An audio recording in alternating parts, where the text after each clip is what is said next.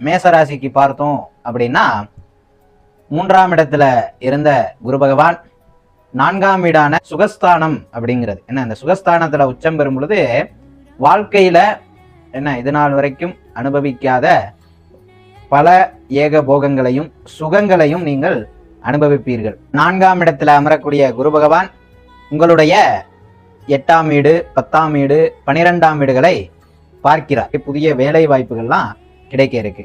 பலவிதமான லாபங்கள் உங்களுடைய தொழில் வியாபாரங்கள்ல வர இருக்கு. திருமண அமைப்பெல்லாம் கைகூடும்.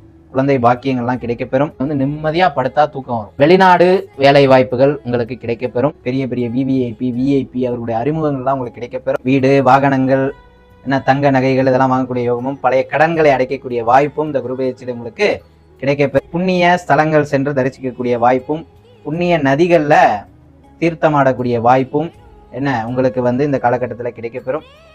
ஆரோக்கிய பிரச்சனைகள் தீர்ந்து சுக போகத்தை வழங்கக்கூடிய ஒரு குரு பெயர்ச்சியாக இருக்கும்.